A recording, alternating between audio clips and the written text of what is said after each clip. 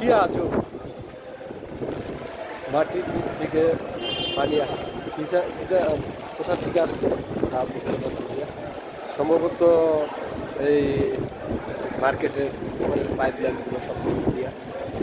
নিচ থেকেই আসছে বাবা আসতেছে ভাই আর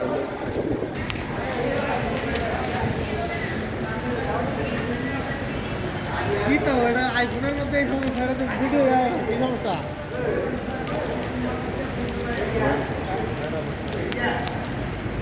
জিসান ভাই আপনার মোবাইলটা বাদ দিয়েছে ও চলো না যে একটা নতুন